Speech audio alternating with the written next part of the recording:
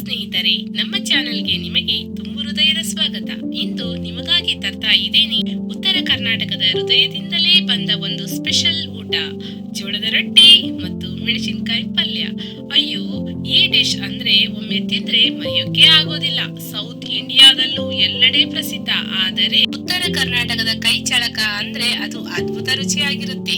ಇವಾಗ ಪ್ಲೇಟ್ ಮೇಲೆ ಬಿಸಿ ಬಿಸಿ ಜೋಳದ ರೊಟ್ಟಿ, ಮೆಣಸಿನಕಾಯಿ ಪಲ್ಯ ಜೊತೆ ತುಪ್ಪ ಮತ್ತು ಮೊಸರು ಇಟ್ರೆ ಅಮ್ಮ, ಇದಕ್ಕಿಂತ ಬೆಸ್ಟ್ ಕಾಂಬಿನೇಷನ್ ಇನ್ಯಾವುದು? ಒಂದು ತುಂಡು ರೊಟ್ಟಿ, ಒಂದು ತುಂಡು ಪಲ್ಯ ಒಮ್ಮೆ ಬಾಯಿಗೆ ಹಾಕಿ ನೋಡ್ರಿ. ಸ್ವಲ್ಪ ಸ್ಪೈಸಿ, ಸ್ವಲ್ಪ ಖಾರ, ಸ್ವಲ್ಪ ಬೆಲ್ಲದ ಸಿಹಿ, ರುಚಿಯ ಹಬ್ಬವೇ ಆಗುತ್ತೆ. ಉತ್ತರ ಕರ್ನಾಟಕದ ರೆಸಿಪಿಗಳಿಗಾಗಿ ನಮ್ಮ ಚಾನೆಲ್ ಅನ್ನು ಸಬ್ಸ್ಕ್ರೈಬ್ ಮಾಡಿ. ನೋಡಿ ನಮ್ಮ ಜೋಳದ ರೊಟ್ಟಿ ಹೇಗೆ ಉಬ್ತಿದೆ ನೋಡಿ, ಹೃದಯದಂತೆ. ಮೊದಲು ಈ ಜೋಳದ ಹಿಟ್ಟನ್ನ ನೋಡಿ, ಸಖತ್ ಸಣ್ಣದು, ಹಾಲು ಹಚ್ಚಿದ ಮುಖದಂತಿದೆ. ಇದಕ್ಕೆ ಬಿಸಿ ನೀರಿನಲ್ಲಿ ಜೋಳದ ಹಿಟ್ಟನ್ನ ಹಾಕಿ ಮುದ್ದೆ ಮಾಡ್ಕೋಬೇಕು. ಆದ್ರೆ ಜಾಗ್ರತೆ, ನೀರು ತಣ್ಣಗಾದ್ರೆ ರೊಟ್ಟಿ ಉಬ್ಬೋದೇ ಇಲ್ಲ, ಬಾಯಿ ಮಾತ್ರ ಉಬ್ಬುತ್ತೆ. ಗಂಟಾಗದೆ ಇರೋ ಹಾಗೆ ಚೆನ್ನಾಗಿ ಅದನ್ನ ಮಿಕ್ಸ್ ಮಾಡ್ಕೋಬೇಕು. ಬಿಸಿ ಬಿಸಿ ರೊಟ್ಟಿ, ಮೆಣಸಿನಕಾಯಿ ಪಲ್ಯ ಜೊತೆಗೆ ತಿಂದ್ರೆ ಬಾಯಲ್ಲಿ ಬೆಂಕಿ, ಮನಸ್ಸಲ್ಲಿ ಒಮ್ಮೆ ತಿಂದ್ರೆ ನೀವೇ ಹೇಳ್ತೀರಾ, ಅಮ್ಮ ನನಗೆ ಪಿಜ್ಜಾ ಬೇಡ, ಜೋಳದ ರೊಟ್ಟಿ ಸಾಕು ಅಂತ. ಇವತ್ತು ನಮ್ ಕಿಚನ್ ಅಲ್ಲಿ ಬಿಸಿ ಬಿಸಿ ಜೋಳದ ರೊಟ್ಟಿ ತಯಾರಾಗೋ ತಯಾರಿ ಶುರುವಾಗಿದೆ. ಎಲ್ಲರಿಗೂ ಗೊತ್ತಿದೆ ಅಲ್ವಾ, ಉತ್ತರ ಕರ್ನಾಟಕದ ಊಟ ಅಂದ್ರೆ ರೊಟ್ಟಿ ಇಲ್ದೆ ಊಟವೇ ಅಲ್ಲ. ಹಾಗಿದ್ರೆ ತಡ ಮಾಡದೆ ನೋಡೋಣ ಬನ್ನಿ, ನಮ್ಮ ಉತ್ತರ ಕರ್ನಾಟಕದ ಜೋಳದ ರೊಟ್ಟಿನ ಯಾವ ರೀತಿ ಮಾಡೋದು ಅಂತ. ಆಗ್ಲೇ ರೆಡಿ ಮಾಡಿರುವಂತಹ ಹಿಟ್ಟು ಬೆಂದ ಹಾಗೆ ಹದವಾದ ಮುದ್ದೆ ತಯಾರಾಗಬೇಕು. ಹಿಟ್ಟು ಸ್ವಲ್ಪ ತಣ್ಣಗಾದ್ಮೇಲೆ ಕೈಯಿಂದ ಒಳ್ಳೆಯ ಮಸಾಜ್ ಕೊಡಿ.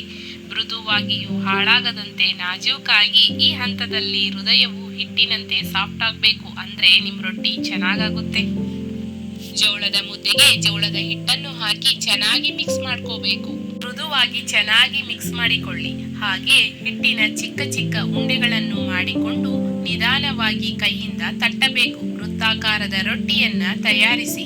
ಅಂಚುಗಳು ಸ್ಮೂತ್ ಆಗಿದ್ದರೆ ಅದೇ ಪರ್ಫೆಕ್ಟ್ ಲುಕ್.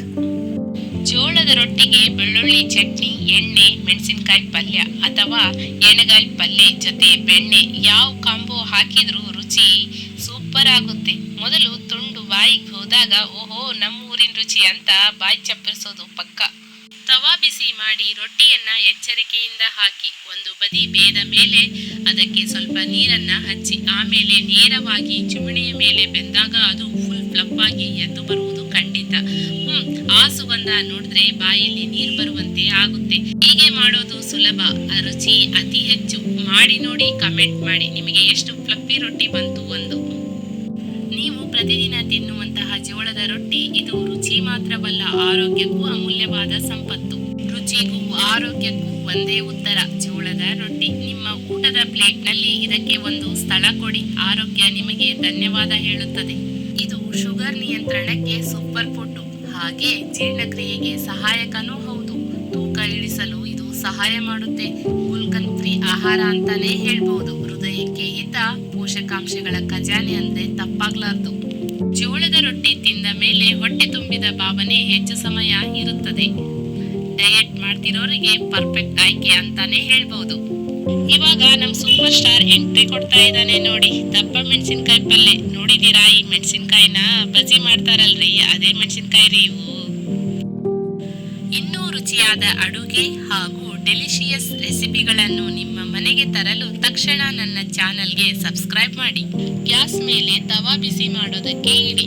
ಹಾಗೆ ಸ್ವಲ್ಪ ಎಣ್ಣೆಯನ್ನ ಹಾಕಿ ದಪ್ಪ ಮೆಣಸಿನಕಾಯಿ ಅಂದ್ರೆ ಬಜ್ಜಿ ಮಾಡ್ತಾರಲ್ರಿ, ಆ ಮೆಣಸಿನಕಾಯಿಗಳನ್ನ ಹಾಕಿ ಚೆನ್ನಾಗಿ ಹುರ್ಕೋಬೇಕು. ಮೀಡಿಯಂ ಫೈರ್ ಬಳಸಿ. ಮೆಣಸಿನಕಾಯಿ ಸುಟ್ಟು ಹೋದ್ರೆ ಟೇಸ್ಟ್ ಬರೋದಿಲ್ಲ. ಚೆನ್ನಾಗಿ ಅದನ್ನ ಹುರಿಬೇಕು. ವಾಸನೆ ಗಮ್ ಅಂತ ಬರ್ಬೇಕು. ಹಾಟ್ ಪಲ್ಯ, ಸಾಫ್ಟ್ ರೊಟ್ಟಿ ಹಾಗೆ ಅನ್ನದ ಜೊತೆ ಸರ್ವ್ ಮಾಡಿ. ಮೊದಲು ಬಾಯಿಗೆ ಹಾಕಿದಾಗ ಓಹೋ ಪರ್ಫೆಕ್ಟ್ ಫುಲ್ ಫ್ಲೇವರ್ ಅಂತಾನೆ ಹೇಳ್ತೀರಾ. ಇವತ್ತು ನಿಮ್ಮ ಊಟಕ್ಕೆ ಅಸಲಿ ಉತ್ತರ ಕರ್ನಾಟಕದ ಸ್ಪೆಷಲ್ ರುಚಿ. ಪ್ರಯತ್ನಿಸಿ, ಕಮೆಂಟ್ ಮಾಡಿ, ನಿಮ್ಮ ಫೇವರೆಟ್ ಪಲ್ಯ ರುಚಿಯನ್ನ ಹಂಚಿಕೊಳ್ಳಿ. ಈ ದಪ್ಪ ಮೆಣಸಿನಕಾಯಿಗೆ ಸ್ವಲ್ಪ ಎಣ್ಣೆಯನ್ನ ಹಾಕಿ ಹುರಿತಾ ಇದ್ರೆ ವಾಸನೆ ಮನೆ ತುಂಬಾ ಹರಡಿರುತ್ತೆ. ಪಕ್ಕದ ಮನೆಯವರು ಬಂದು ಕೇಳಲೂಬಹುದು, ಏನ್ ಸ್ಪೆಷಲ್ ಮಾಡ್ತಿದ್ದೀರಾ ನಿಮ್ಮ ಮನೇಲಿ ಇವತ್ತು ಅಂತ. ಅಷ್ಟು ಚೆನ್ನಾಗಿ ಸುವಾಸನೆ ಬರ್ತಾ ಇರುತ್ತೆ ಇದು.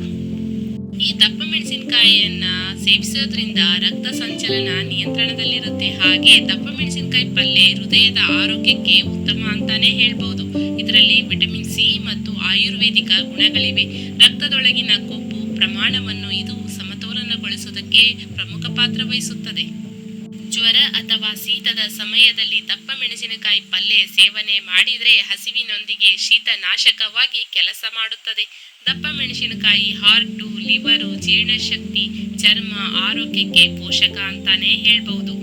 ರೊಟ್ಟಿ, ಅನ್ನ ಅಥವಾ ನಿಮ್ಮ ನೆಚ್ಚಿನ ಊಟದ ಜೊತೆ ಸೇವಿಸಿದರೆ ಹೆಚ್ಚಾಗಿ ರುಚಿ ಹಾಗೂ ಆರೋಗ್ಯದ ಲಾಭವನ್ನ ಪಡಿಬಹುದು. ನಮ್ಮ ಸೂಪರ್ ಸ್ಟಾರ್ ದಪ್ಪ ಮೆಣಸಿನಕಾಯಿ ಚೆನ್ನಾಗಿ ಫ್ರೈ ಆಗ್ತಾ ಇದೆ ನೋಡಿ, ಸೂಪರ್ ಸಾಫ್ಟ್ ಆಗಿದೆ. ಅದನ್ನ ನಾನು ಒಂದು ಪ್ಲೇಟ್ ನಲ್ಲಿ ತೆಗೆದುಕೊಳ್ತಾ ಇದ್ದೇನೆ. ಹಾಗೆ ಅದಕ್ಕೆ ಸ್ವಲ್ಪ ಎಣ್ಣೆಯನ್ನ ಹಾಕಿ ಜೀರಿಗೆಯನ್ನ ಹಾಕ್ತಾ ಇದ್ದೇನೆ. ಹಾಗೆ 8ರಿಂದ 10 ಎಸಳು ಬೆಳ್ಳುಳ್ಳಿಯನ್ನ ಹಾಕ್ತಾ ಇದ್ದೀನಿ. ನೀವು ಕೂಡ ಮನೆಯಲ್ಲಿ ಒಂದ್ಸರಿ ಟ್ರೈ ಮಾಡಿ ನೋಡಿ, ರುಚಿ ದುಪ್ಪಟ್ಟಾಗುತ್ತೆ. ಹಾಗೆ ಸ್ವಲ್ಪ ಅಲ್ಲವನ್ನ ಹಾಕ್ತಾ ಇದ್ದೀನಿ. ಹಾಕಿ ಚೆನ್ನಾಗಿ ಫ್ರೈ ಮಾಡ್ಕೋಬೇಕು. ಹಾಗೆ ಒಂದು ಮೀಡಿಯಂ ಗಾತ್ರದ ಈರುಳ್ಳಿಯನ್ನ ಹಾಕ್ತಾ ಇದ್ದೀನಿ. ಹಾಗೆ ಒಣ ಕೊಬ್ಬರಿಯನ್ನ ಹಾಕ್ತಾ ಇದ್ದೀನಿ.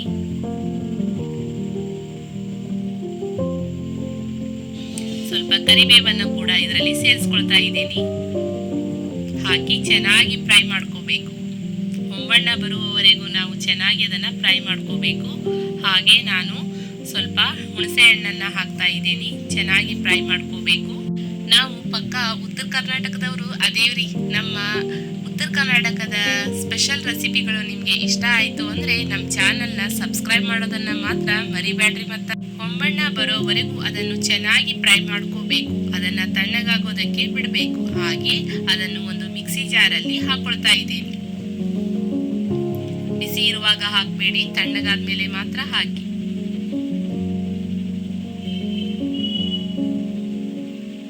ವಾಸನೆ ಗಮ್ ಅಂತಿದೆ ಇಲ್ಲಿ ನೋಡಿ. ಅದಕ್ಕೆ ಸ್ವಲ್ಪ ಅರಿಶಿಣವನ್ನ ಹಾಕ್ತಾ ಇದ್ದೀನಿ.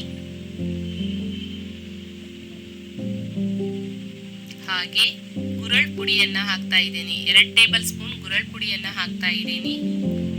ಇದಕ್ಕೆ ಹುಚ್ಚಳ್ ಪುಡಿ ಅಂತಾನೆ ಅಂತಾರೆ, ನಾವು ಗುರಳ್ ಪುಡಿ ಅಂತ ಅಂತೀವಿ. ಹಾಗೆ ರುಚಿಗೆ ತಕ್ಕಷ್ಟು ಉಪ್ಪನ್ನ ಹಾಕ್ತಾ ಇದ್ದೀನಿ.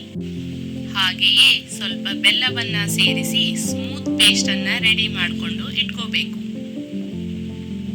ಹಾಗೆಯೇ ಬಾಣಲೆಯಲ್ಲಿ ಸ್ವಲ್ಪ ಎಣ್ಣೆಯನ್ನ ಹಾಕಿ ಎಣ್ಣೆ ಕಾಯೋದಕ್ಕೆ ಬಿಡಬೇಕು. ಎಣ್ಣೆ ಕಾದ ಮೇಲೆ ಸ್ವಲ್ಪ ಸಾಸಿವೆಯನ್ನ ಹಾಕ್ತಾ ಇದ್ದೀನಿ.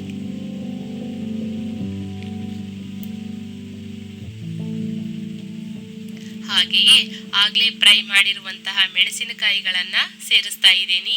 ನೋಡ್ಬೋದು ನೀವು. ಈ ದಪ್ಪ ಮೆಣಸಿನಕಾಯಿ ಪಲ್ಯದಲ್ಲಿ ವಿಟಮಿನ್ ಸಿ ತುಂಬಾ ಪ್ರಮಾಣದಲ್ಲಿದೆ. ಇದು ದೇಹದ ರೋಗ ನಿರೋಧಕ ಶಕ್ತಿಯನ್ನ ಹೆಚ್ಚಿಸುತ್ತದೆ. ಆಗ್ಲೇ ತಯಾರು ಮಾಡಿದಂತಹ ಪೇಸ್ಟ್ ಅನ್ನ ಹಾಕಿ ಚೆನ್ನಾಗಿ ಮಿಕ್ಸ್ ಮಾಡ್ಕೋಬೇಕು.